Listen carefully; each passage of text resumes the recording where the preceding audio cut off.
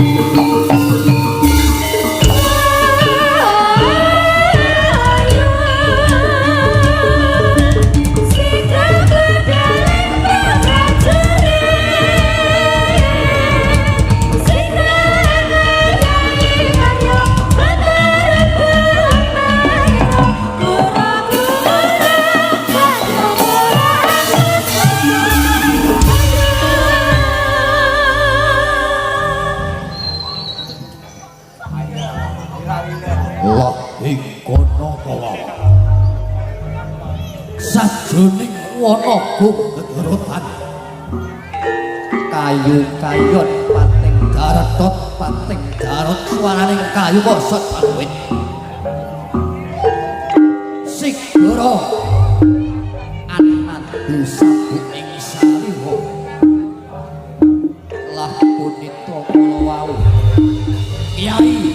Saraya Jati ingkang arsa hanumban wontenipun pakembalaning para prajurit barisan para muda yang samanggaling yudha ingkang minangka gedhing abul-abuling satriya winabuh segara saluku gugur nutupi babagan sayang perkara kang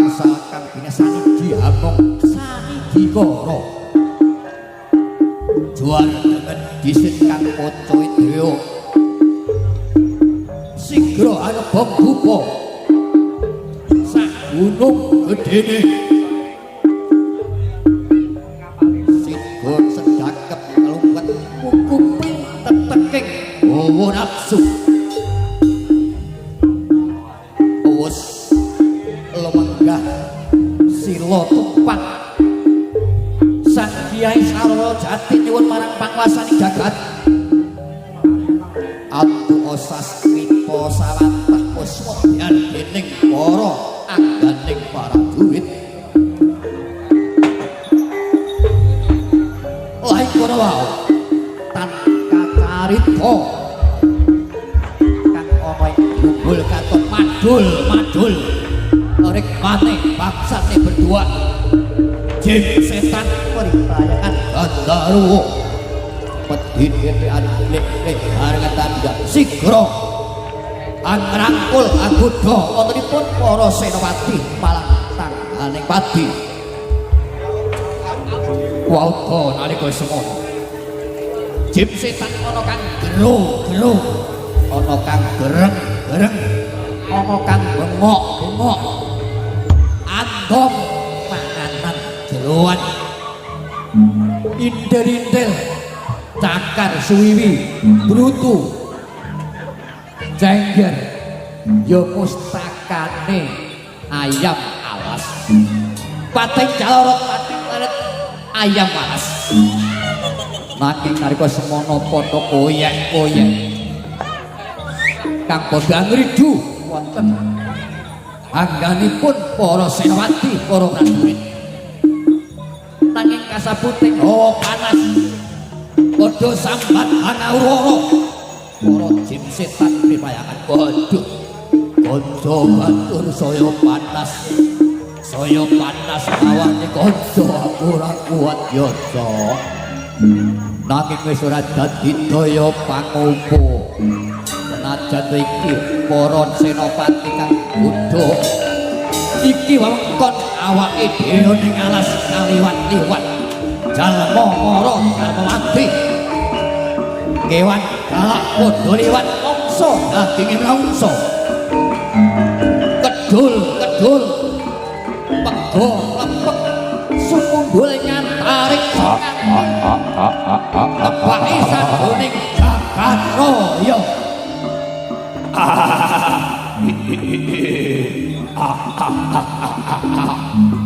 ana kang lerok-lerok